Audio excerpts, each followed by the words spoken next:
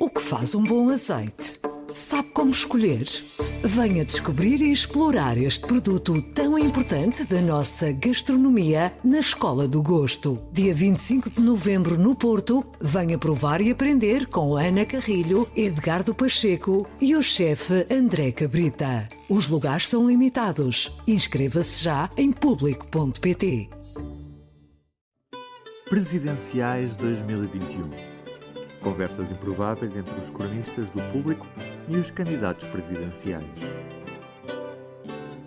Viva! Estas são as conversas improváveis do Público na campanha presidencial. Temos agora connosco a candidata Ana Gomes, que vai ter uma conversa improvável com a nossa cronista Maria João Marques. Bem-vindas às duas. Obrigada a quem nos ouve. Maria João, a palavra agora é tua. Obrigada, Ana. Obrigada por esta conversa improvável e informal que organizaram para o público com os candidatos presidenciais. Eu tenho muito gosto. Boa tarde, doutora Ana Gomes. Tenho muito gosto em estar a falar com uma candidata mulher à presidência da República, que é algo muito importante. E nós não temos muito tempo, porque tem muitos afazeres, portanto eu vou já começar a colocar-lhe algumas questões para irmos falando informalmente. E começo por lhe falar da situação incontornável que estamos a viver agora, que é a pandemia. Nós estamos em Portugal nos números cimeiros, os mais horríveis por milhão de habitantes em termos de contágios e de mortes. E chegámos aqui, não por acaso, chegámos aqui porque tivemos uma rebaldaria no Natal permitida por estados de emergência, mas que de facto foram muito laxistas. Tivemos, antes disso, o recolher obrigatório ao fim de semana, mas durante a semana tínhamos transportes públicos cheios, com toda a gente que tinha que ir trabalhar quase normalmente. Tivemos a Ministra da Saúde, que ainda não sabe, ainda não acordou a meio de novembro com os privados os custos dos tratamentos de Covid, quando tinha tido vários meses para preparar a segunda vaga. Ainda há camas que não se sabe se vai ter nos privados ou não, não há requisição civil, não há acordos para tudo. Entretanto, decretou-se um confinamento que, enfim, tem mais buracos com queijo suíço, que as escolas estão abertas, os velhinhos podem ir à missa contagiados de Covid sem furarem o confinamento. E eu pergunto-lhe, não é um falhanço brutal do governo do PS, que é o seu partido, mas também do seu opositor Marcelo Rebelo de Sousa, esta situação a que chegámos, que de facto estamos nos recordes piores do mundo neste momento? Olá, Maria João, e olá, Ana, não sei se ela continua a acompanhar-nos. Sim, estamos numa situação dramática. Que alguns, de alguma maneira, previram. E que previram porque perceberam que tinha havido ao longo do processo muitas contradições. É claro que não é só no nosso país, é também noutros países que se foi aprendendo e que se foi ajustando à medida que se ia aprendendo. Eu penso que neste momento há uma convergência de vários fatores que explicam esta situação.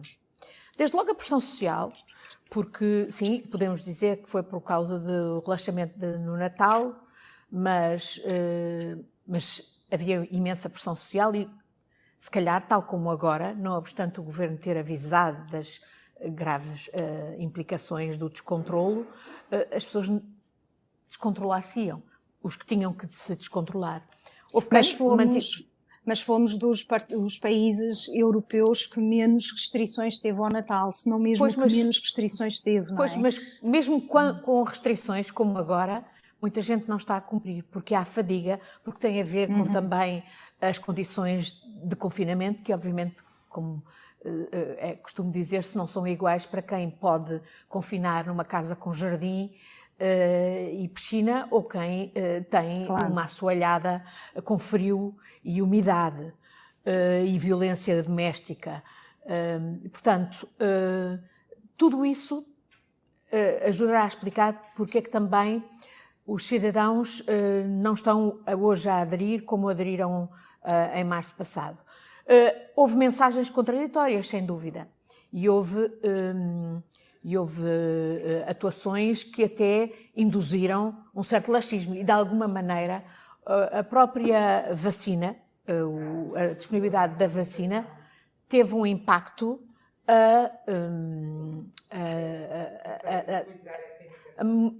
a sensibilizar de forma negativa os cidadãos para que talvez agora se pudesse relaxar. Bom, deu uma a falsa situação é sensação dramática. de segurança, foi isso? Uma falsa sensação de segurança, Ou de uma que estava expectativa tudo a terminar rapidamente. Exatamente. E, portanto, já não era necessário esta corrida de resistência contra a Covid. Mas isso Exatamente. também, as autoridades também têm que prever isso quando tomam medidas, ou não? Pois, e eu penso que o mais grave, porque se sabe que o pior é de facto a situação em que estamos com os hospitais e os serviços de saúde à beira do limite, é que de facto não foram tomadas medidas quando deviam ter sido tomadas. Eu lembro que fui das primeiras pessoas a falar em requisição civil e caiu-me tudo em cima. Agora pelos vistos, até o Presidente da República já acha que se pode fazer a requisição civil. Mas quando eu falei de requisição civil, que foi para aí há 2 meses, caiu-me tudo em cima, parece que eu estava a dizer uma enormidade, houve quem inclusivamente falasse em escravidão dos privados, etc. Bom, eu penso que esta é uma situação de grave crise, onde não vale a pena, se calhar, agora estarmos a explorar as razões para nos dividirmos, onde temos que fazer convergir esforços, apelar às pessoas para a máxima responsabilização, no fundo fazer compreender que estas medidas, por muito desagradáveis e por muito custosas que sejam, mesmo em termos da economia, são essenciais para voltarmos a ter economia e para voltarmos a ter vida. Portanto, eu penso que é o momento também de haver convergência entre o Presidente da República e o Governo para se fazer a tal dita requisição civil, porque ainda hoje, no debate que tivemos esta manhã entre candidatos presidenciais, foi reconhecido pelo Sr. Presidente da República aquilo que eu também tenho vindo a dizer, é que muita da capacidade instalada não está a ser aproveitada, e não é só nos civis, que devia já ter sido resolvido através da requisição civil, mas é também no próprio setor social, designadamente, inclusive, capacidade dos hospitais militares. Uhum. E não se percebe porquê. Eu estou à espera que isso rapidamente seja ultrapassado e penso que é o momento de nos unirmos, fazermos tudo o que é possível para não pormos os nossos profissionais da linha da frente sob esta tremenda, desumana pressão e salvarmos o maior número de vidas, porque é disso que temos que cuidar. Claro, mas também cabe a um Presidente da República ser exigente com um governo, e então numa situação dessas, não é? E de facto a requisição civil, eu lembro-me que aliás no Twitter, que também lá anda muito, já falava disso, mas seja requisição civil, seja acordo, já devia ter sido tomado, houve doentes Covid e doentes não, aliás sobretudo Covid tem sido até agora começa a estar muito apertado, mas os doentes não Covid foram deixados para trás nestes meses todos, e não se percebe como é que o Ministério da Saúde não tomou uma decisão, ou por um lado ou por outro, não é? Eu acho que a decisão é que se impunha. Maria João, eu penso que nós estamos a lidar com esta situação com um Serviço Nacional de Saúde que foi enfraquecido dramaticamente desde 2002. Desde o governo de Durão Barroso que o Serviço Nacional de Saúde tem estado a ser enfraquecido em favor dos privados. Em plena pandemia, sim, quando já era óbvio que era necessário promover esse acordo e mais, naturalmente que esse acordo deveria ser feito em que o Estado, de maneira que o Estado tivesse de facto condições de impor um preço justo e não sujeitar-se ao lucro que os privados obviamente sempre querem. Estamos a falar do negócio que é admitido por alguns dos dirigentes do setor privado da saúde, que é o negócio melhor do mundo a seguir ao do armamento. Uhum. Não nos esqueçamos disso. Ora bem, nesse momento, quando a Ministra da Saúde devia ter a mão reforçada para ir negociar com os privados a interação com o Serviço Nacional de Saúde Pública para o Covid e para os doentes não Covid, o Sr. Presidente da República, Marcelo Rebelo de Sousa, escolheu pôr o Palácio de Belém à disposição dos privados.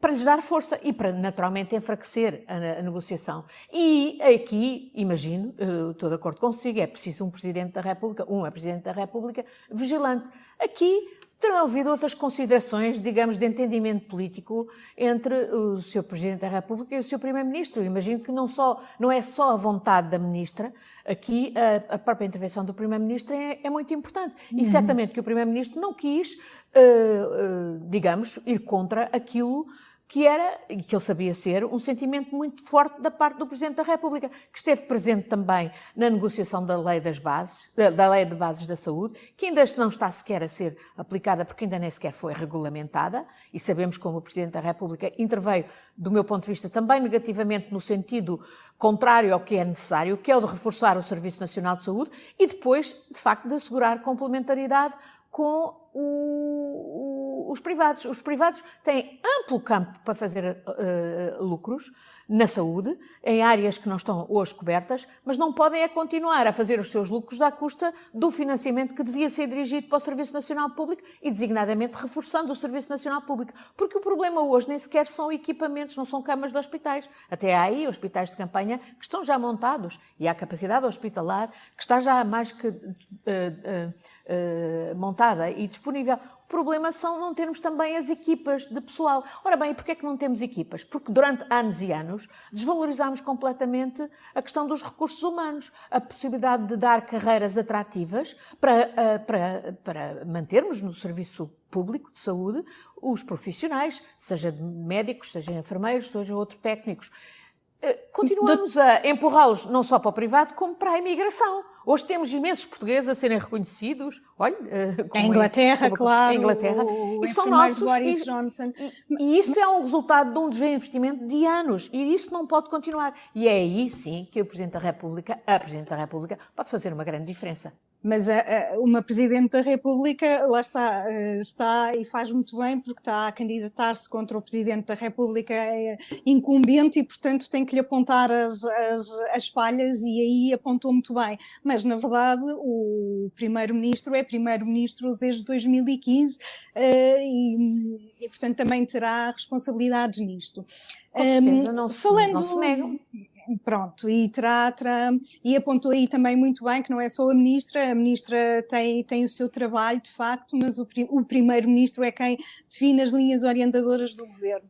Mas tendo o Presidente posições tão claras num sentido que me parece contrário ao que é necessário, que é o reforço do Serviço Nacional de Saúde, eu percebo que o Primeiro-Ministro não quer contrariar o Presidente da República e está aqui ainda há dias, na entrevista que o Primeiro-Ministro dava, dizia que se estão a procurar fazer acordos. O tal decreto presidencial, os vários decretos presidenciais do estado de emergência, dizem isso mesmo, é que não falam em requisição civil, falam em procura de acordos com os privados. Ora bem, se o Estado está enfraquecido a negociar com os privados e eles pedem, como sabemos, à cabeça pediram 13 mil euros por doente Covid que tratassem, é muito difícil para a Ministra e imagino que é um exercício de equilíbrio bastante complicado para o Primeiro-Ministro, até porque, neste contexto, até das próprias eleições presidenciais, há outras considerações, embora, naturalmente, eu penso que é hoje a prioridade das prioridades e aquilo em que temos que,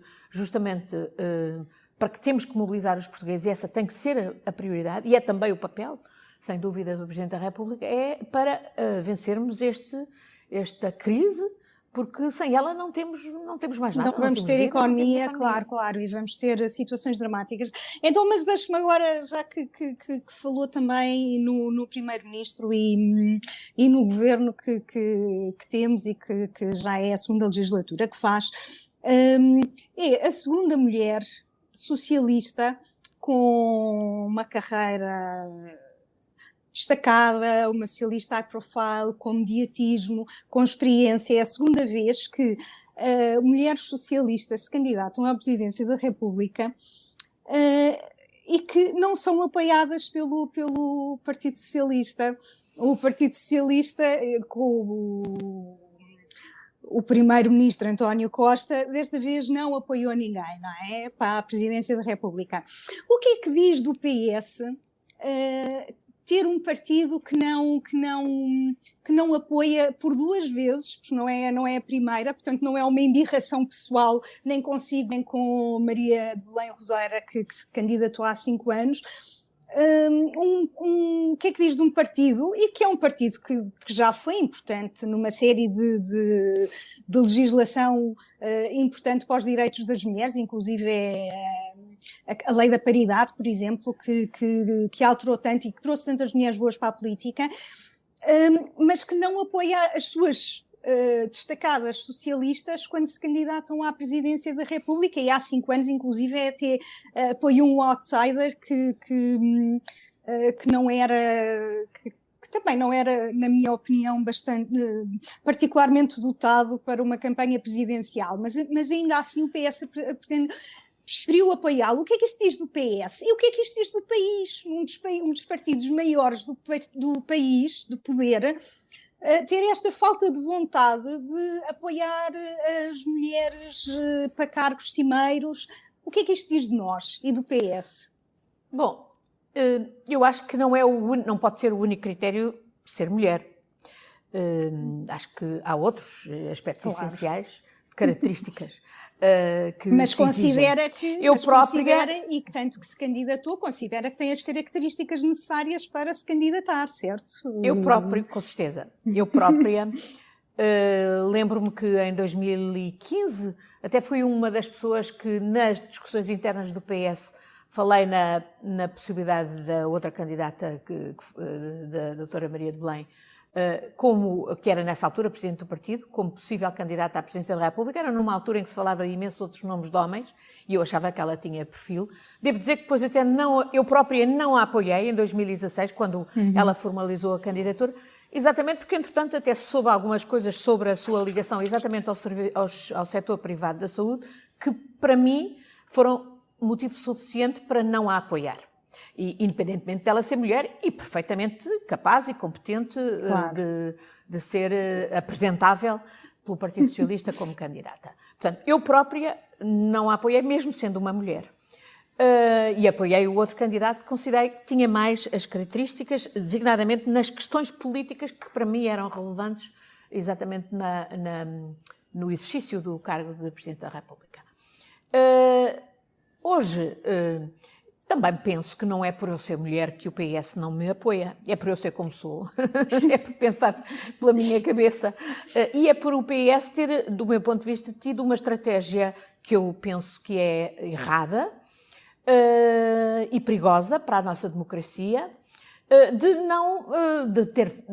optar pela não comparência, de não ter candidato e deixar, portanto, liberdade de voto aos militantes. E porquê é que eu penso isso? Porque sempre que o PS foi a jogo, e eu penso que umas eleições democráticas, e então para o mais alto órgão do Estado, são exatamente o tipo de eleições em que os partidos democráticos devem participar, têm de participar. E não ir a jogo e ter falta de comparência é, do meu ponto de vista, errado. No fundo, é desvalorizar a democracia, é desvalorizar o órgão em si, é arriscar-se a dar a vitória aos que são adversários do PS. E, neste caso, até aos que são adversários da democracia. Enfim, de outra maneira, noutra perspectiva. Com outro grau. Sempre que o PS se mobilizou e se uniu em torno de um candidato, seja o General Ramalhianes, seja o Dr. Mário Soares, seja o Dr. Jorge Sampaio, bom, o PS fez a diferença e os presidentes foram eleitos, que o PS apoiou. Quando o PS não teve posição ou se dividiu, bom, foram eleitos candidatos da direita, o professor Cavaco Silva e o professor Marcelo Rebelo de Sousa. Só por isto já é razão suficiente para o PS ter que ir a jogo. Mas o PS representa uma corrente importantíssima da democracia, do socialismo democrático, que tem, de facto, um papel fundamental na construção da democracia no nosso país. E num momento em que a democracia está sob ataque, não apenas aqui, mas por todo o mundo, e em que nós sabemos que há ligações, financiamentos, etc., metodologias que vemos reproduzidas, replicadas de Trump no Brasil, em Itália, em França, ou aqui, e não é só de Trump, é de Putin, é de outras figuras das centrais mais perigosas contra a democracia. De facto, não ir a jogo ainda é mais grave. E é exatamente por isso que eu aqui estou. É porque se o PS tivesse candidato ou candidata, eu naturalmente, o normal seria que eu o tivesse apoiado, com maior ou menor entusiasmo, mas seria isso o natural. Mas considera que seria PS... sempre alguém bem destacado para poder ser escolhido como candidato ou candidata. E não faltam PS, pessoas... Não? E não do faltam PS pessoas... que a apoiam, claro.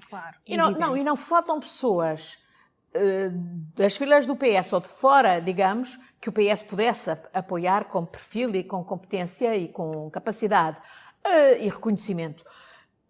Tendo o PS decidido não ir a jogo, eu, então, achei que não podia desertar deste combate. Eu, pessoalmente, até por razões pessoais, não era, obviamente, um combate que eu desejasse e que eu procurasse.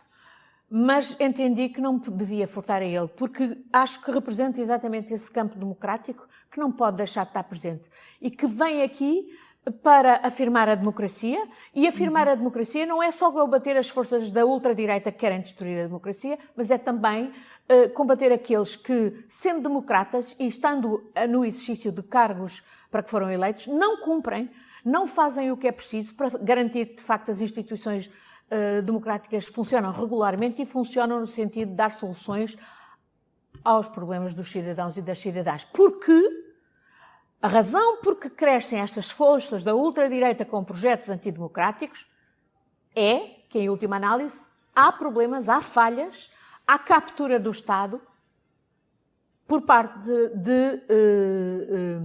uma série de forças ocultas, claro, de forças privadas, em detrimento do interesse público, e é por falhas do Estado que muita gente se sente desencantada, desiludida, desesperada e acaba por estender o ouvido a essas forças que só pregam violência, mas que exprimem, portanto, a raiva e o descontentamento. Eu vi isso no Brexit, na Grã-Bretanha, na campanha para o Brexit, que eu ajudei, que eu fui lá, cheguei a ir lá com colegas meus, claramente contra o Brexit, e vi o sentimento de descontentamento que era explorado por aqueles que propunham o Brexit, as soluções, o discurso de diagnóstico do que está mal, por vezes até pode ter aspectos corretos, que correspondem à realidade. Mas depois as soluções são o que há de mais negativo e de pior para semear a instabilidade e a insegurança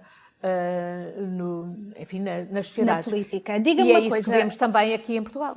Diga-me uma coisa, o pior momento de Marcelo Rebelo de Sousa que vê nesta presidência, qual é? É de facto viabilizar ou até se calhar sugerir, porque de facto exigiu um acordo escrito no governo dos Açores. Foi esse o pior momento de Marcelo Rebelo de Sousa para mim foi. Ou houve outro que já com mais tempo que tenha sido, que eu tenha marcado mais, tenha desgostado mais? Para mim, foi o mais grave erro que cometeu o professor Marcelo Rebelo de Sousa, porque desvalorizar o que está a passar-se neste momento com o ataque da extrema-direita, sabendo-se quem está por trás dos títulos, interesses, digamos, económicos, claro. De interesses que têm a ver tudo com o regime de antes do 25 de Abril, ou o pior deste sistema que dateia de corrupção, de desvio de recursos do Estado, etc., ligações inclusivamente ao caso BES. E há todo o universo BES, de vários dos indivíduos que estão por trás da campanha da ultradireita. Desligar isto do contexto internacional, europeu e internacional, dos Le Pens, dos Salvinis, dos Trumps, dos Putins, que financiam as Le Pens e os Salvinis, e dos Trumps, que têm os Steve Bannons, que dão as táticas, digamos, a estas forças. Ignorar o propósito assumido de querer destruir a Constituição, de querer retirar o país, de querer destruir a ONU e retirar o país da ONU, de querer destruir o projeto europeu, que é é a principal marca das Salvinis e dos Le Pen e por aí fora, com quem essas forças acompanham. E ignorar todo o discurso de ódio racista, xenófobo, que quer confinar as pessoas da etnia cigana, que faz insultos machistas, inclusivamente às candidatas, insultos para além dos machistas, inclusivamente altamente perigosos, que, em relação a mim foi dito que eu não era bem-vinda no meu próprio país. Tem sido isso desvalorizado e eu não quero valorizar, mas não há indício mais sinistro, porque é sempre assim que começa, não é? Alguém não é bem-vindo, ou porque é imigrante, ou porque é de pele negra, ou porque é judeu, ou porque é muçulmano, ou porque não é pessoa de bem.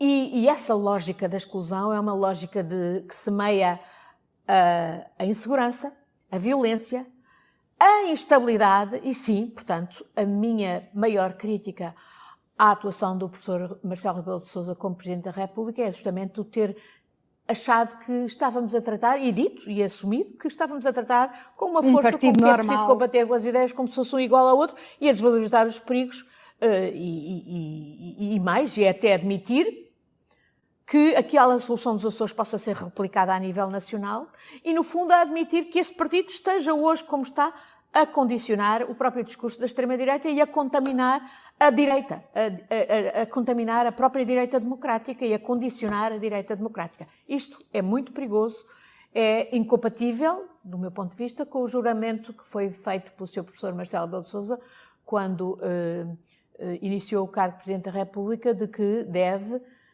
defender, cumprir e fazer cumprir a Constituição. Eu, como Presidente da República, jamais prescindirei de fazer esse juízo político que é exatamente a responsabilidade que a Constituição nos atribui, como aliás ainda há dias dizia por escrito num artigo no Expresso o Dr. Jorge Sampaio, a palavra do Presidente é decisiva para a formação das maiorias que sustentam o governo.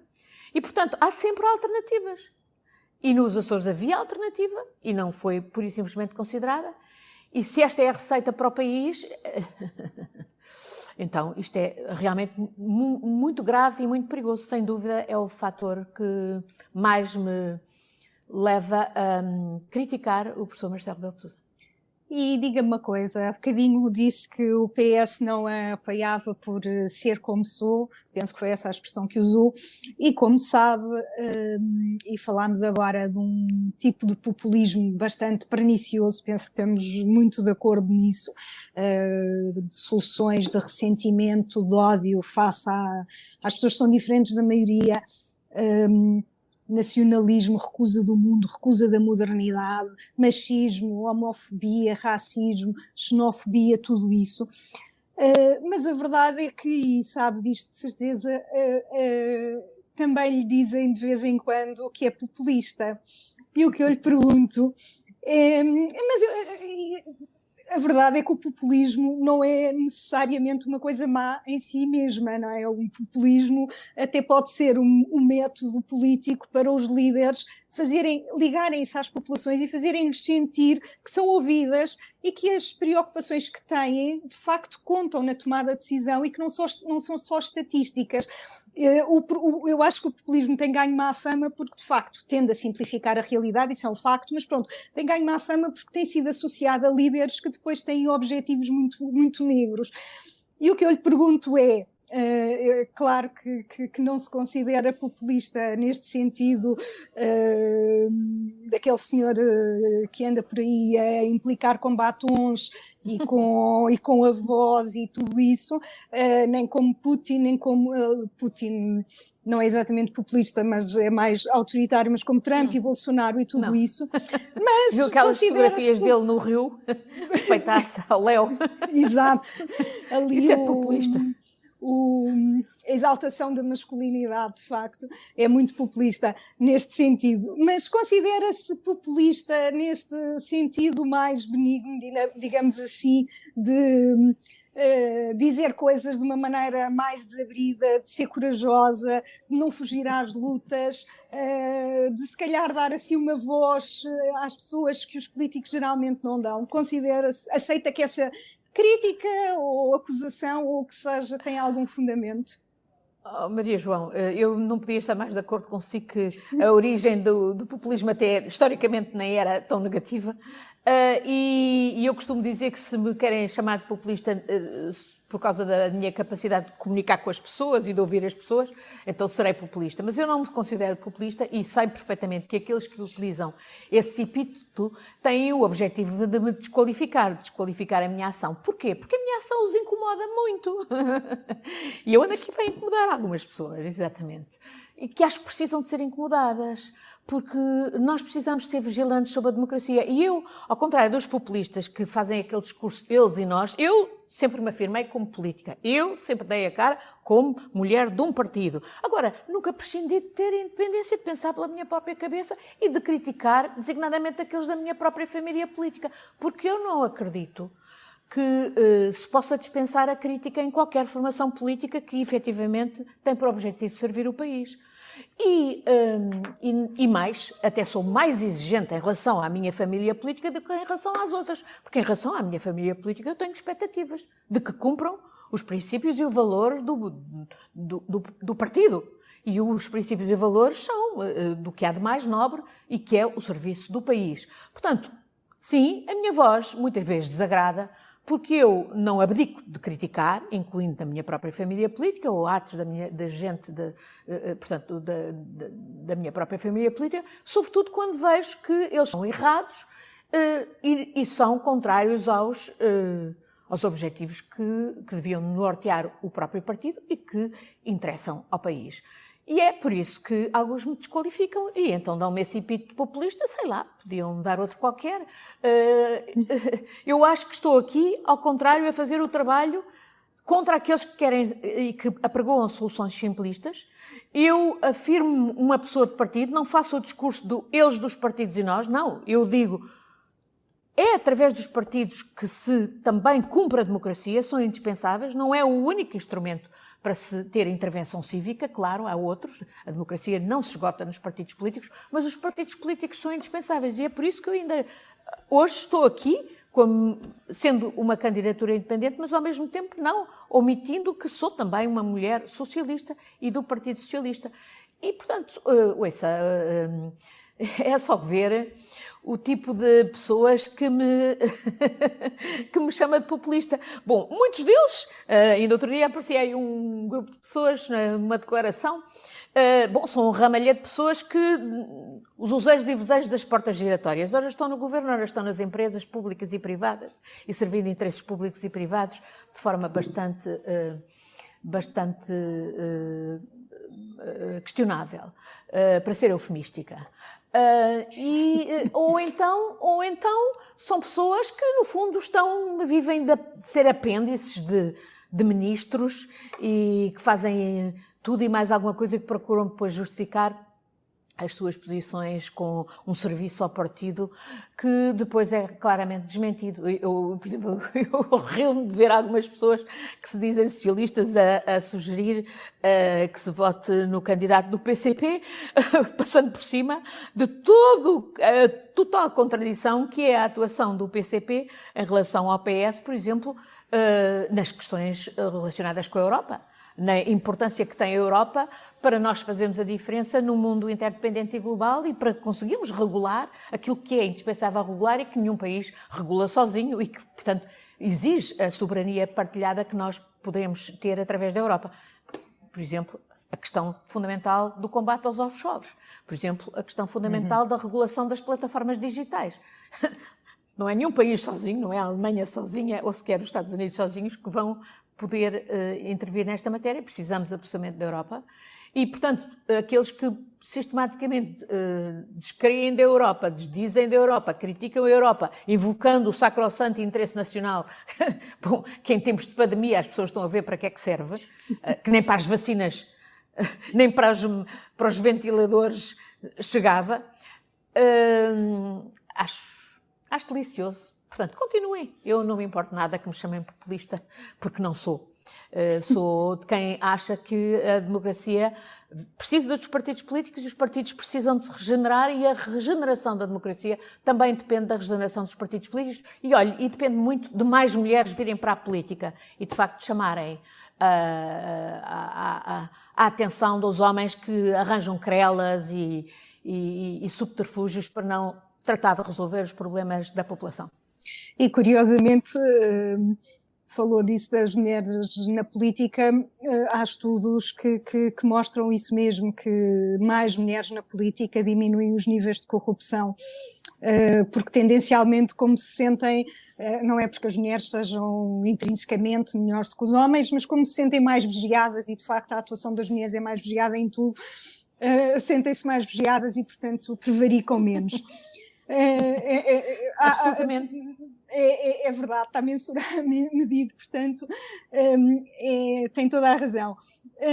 Deixe-me pegar-lhe aí nessa questão de alguns socialistas irem votar noutros candidatos, mas a verdade é que também há outros não socialistas que votam em Ana Gomes, não lhe parece? Porque tenho visto muitos apelos ao voto útil de esquerda em Ana Gomes, e por outro lado também tem se calhar algum apelo para o eleitorado que não quer votar por alguma razão em Marcelo Rebelo de Sousa, que não quer votar de todo naquela direita autoritária e saudosista do Estado Novo de André Ventura, também não quer votar no candidato liberal, porque de facto tem uma ideias de nicho muito curtas sobre o que é o Estado e o que é inclusive é a vida em sociedade, e o que é que um presidente deve agir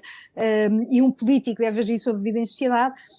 E portanto Ana Gomes, se calhar até para dar uma ensaboadela ao tal candidato nacionalista, hiperconservador, que gosta de insultar, tem algum apelo. Portanto, como é que vê, qual é o eleitorado que está à espera de captar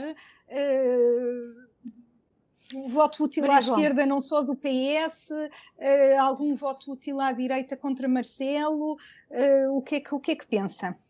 O meu objetivo é federar o mais possível os portugueses e as portuguesas que percebam que o país precisa de mudança.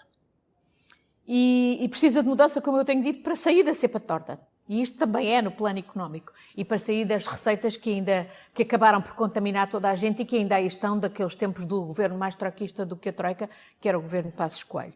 E passar a ter uma política económica que se livre deste flagelo dos baixos salários e da precariedade, e que aposte em novas atividades, aproveitando os fundos europeus para fazer as transformações energéticas e as transformações digitais, que podem de facto criar emprego de qualidade, emprego que retenha os portugueses jovens e qualificados no nosso país, em vez de os continuar a mandar para a imigração. Ora bem, nesse propósito, eu quero federar à esquerda e quero federar muito mais do que à esquerda. Quero federar pessoas de todo o campo democrático que percebem que é preciso esta mudança, que a Presidência da República pode ser um instrumento muito importante de exercício do controlo, de aproveitamento do próprio mecanismo da separação dos poderes para de facto garantir que as instituições democráticas funcionam e funcionam em serviço dos cidadãos e dessas transformações que são absolutamente indispensáveis, até que nos estão impostas, de resto, pela questão crucial da sobrevivência do planeta. As alterações climáticas, não é possível hoje ter políticas económicas, energéticas ou outras, que não sejam ambientalmente sustentáveis. Isto tem que permear tudo. Ao mesmo tempo que as questões da igualdade tem que ser real e efetiva. Não podemos contentar-nos a ter leis lindíssimas da paridade e depois não serem aplicadas até pelas empresas públicas, ou continuarmos a ter o fenómeno do fosso salarial entre homens e mulheres completamente ao arrepio da lei. Ora bem, é para juntar toda essa gente que sim, que eu aqui estou e tenho muita muito orgulho em ter muita gente que se assume de direita, conservadora, moderada, direita democrata cristã, inclusive, direita social-democrata, que se revê na minha candidatura. Da mesma maneira que eu penso que deveria haver muita gente à esquerda, e quase toda a gente à esquerda, a esquerda democrática, que também se revê-se na minha candidatura. E é para isso que aqui estou e espero congregar esses esforços, todas essas vontades, num propósito de reforçar a democracia, exercendo os poderes presidenciais de forma franca, leal, até ao seu pleno, em comunicação com a população, envolvendo a população, e dando expressão a essa pluralidade de pontos de vista, de soluções que há na sociedade portuguesa e que precisam sentir-se envolvidos para estas mudanças transformativas que temos que fazer. Se as pessoas quiserem mais do mesmo, votarão Marcelo Rebelo de Sousa. Se quiserem mais do mesmo, sabendo que, obviamente, num segundo mandato é sempre diferente, as condições são diferentes, e tudo indica que, inclusivamente, este acordo do Chega, feito com esse partido da ultradireita nos Açores, se insere numa estratégia de fazer voltar a direita neoliberal ao poder. E aí, bom, eu penso que os socialistas e as socialistas não saberão distinguir. Eu própria me sinto muito acompanhada, eu nunca teria chegado até aqui neste sistema absurdo, obsoleto, que exige apresentar uma candidatura que é a recolha das assinaturas, ainda mais obsoleta em contexto desta da pandemia. Se não tivesse o extraordinário apoio de muitas e muitos militantes socialistas. Sinto-me muito acompanhada pelos socialistas, mas a minha candidatura tem uma ambição de alcançar muito mais gente à esquerda e à direita dos socialistas. Todos aqueles que se sentem democratas. E também faz, então, um apelo a este voto útil da esquerda. Eu sei que tentou ou sugeriu que era bom uma convergência à esquerda, mas provavelmente não acontecerá, mas faz esse apelo para o voto útil, visto que é a melhor colocada nas sondagens a seguir ao atual presidente. E também, por outro lado, mas, João, o que eu disse foi que não é por mim que não há convergência à esquerda antes do dia 24. Eu sempre estive disponível para ela. São outros candidatos que têm outras lógicas dos partidos a que pertencem, que não têm feito gesto nenhum nesse sentido e que até têm rechaçado a minha sugestão. Eles, claramente... Bom, há uma dessas candidaturas que, inclusivamente, desde o primeiro momento, dá por adquirido o resultado das eleições. E, portanto, é a demonstração que está ali a cumprir calendário ao serviço do partido. São outras lógicas, não é a minha lógica. A minha lógica é de serviço do país e de congregar todos aqueles que querem defender e reforçar a democracia. E é nessa perspectiva que eu me tenho disponibilizado para as convergências que pudessem ser exploradas até antes das eleições. E, havendo segunda volta, como eu espero que haja, e estou a trabalhar para isso, tenho dúvida que haverá, então, a grande convergência à esquerda, dessa convergência se fazer à esquerda e à direita. Como lhe digo, não prescindo também da convergência ao centro e à direita, porque sei que há muita gente séria que percebe a importância do pluralismo, das liberdades e do reforço da democracia e do funcionamento da democracia e das instituições da democracia, e que poderá discordar de mim em muitas coisas, mas que nesta questão central está de acordo comigo e portanto, me dá a sua confiança. Estamos mesmo a terminar. Deixe-me só perguntar-lhe, se fosse eleita, em março tomava posse, qual era a sua prioridade como Presidente da República? Qual era aquele assunto que ia dar mais importância? É a pandemia? É esta questão da igualdade que eu já disse que vai nomear paritariamente para Conselho de Estado, etc. Tudo vai exigir ao Governo, qualquer que seja, que também respeite mais, não há lei da paridade para o Governo, mas pronto, aconselhar que seja uma Constituição mais paritária. Mas qual é o primeiro assunto em que vai pôr as mãos? Sim, as questões da igualdade, para mim, serão um fio de prata em toda a minha intervenção como Presidente da República, porque acho que justamente daí depende também a qualidade da nossa democracia. Mas, se me perguntam o que é a primeira coisa que eu farei, sendo eleita Presidente da República, naturalmente é falar com o Primeiro-Ministro e ter a avaliação dele dos graves problemas que enfrentamos, e tenho a certeza, tudo indica, até com as indicações de que,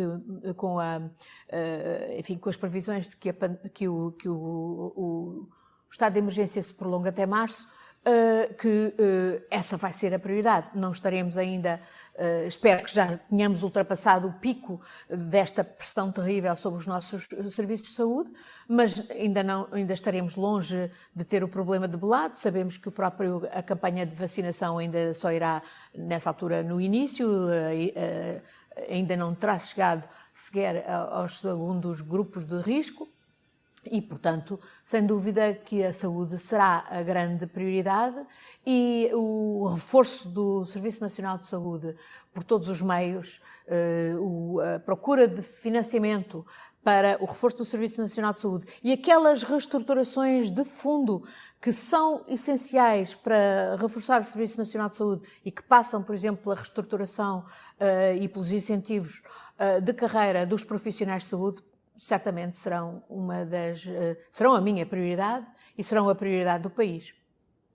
Muito bem. Vai ser mesmo a situação urgente que a vai ocupar. Aliás, também, deixe-me só dizer, outra questão, outro aspecto que foi completamente descurado pelo atual Presidente da República, e que também vem de trás, não é deste governo, é de anteriores governos, é a questão que tem ligação com o reforço do Serviço Nacional de Saúde, dos lares e da situação dos nossos idosos que estão em residências assistidas. Não só concluímos com a pandemia, veio expor que tínhamos mais de 3 mil lares ilegais, como também concluímos que tínhamos 11 mil camas de hospitais ocupadas por pessoas que já não precisavam de estar em hospital e só aí estavam porque não tinham nenhuma outra estrutura de apoio e, designadamente, unidades de cuidados continuados integrados para os receber. Este tudo permitiu mobilizar aquilo que no passado não funcionou, que era a articulação entre Ministério da Saúde e Ministério do Trabalho e Segurança Social. Este é um problema que está longe ainda de estar resolvido, embora tenha começado a ser resolvido agora por este governo, na medida em que a pandemia expôs estes terríveis problemas, e esta será também, certamente, uma das prioridades, porque ainda por cima estamos a falar da população de maior risco, os calões e muito vulnerável, claro. Extraordinariamente vulnerável, extraordinariamente necessitada de apoios, e essa, também no contexto das medidas de saúde, tem que ser também uma prioridade, articulando, portanto, saúde e segurança social. Muito bem, muito obrigada. Gostei muito desta conversa e espero que o resto da campanha lhe corra bem. Obrigada. Foi um prazer conversar consigo, Maria João. Obrigada. O público fica no ouvido. O que faz um bom azeite? Sabe como escolher? Venha descobrir e explorar este produto tão importante da nossa gastronomia na Escola do Gosto. Dia 25 de novembro no Porto, venha provar e aprender com Ana Carrilho, Edgardo Pacheco e o chefe André Cabrita. Os lugares são limitados. Inscreva-se já em público.pt.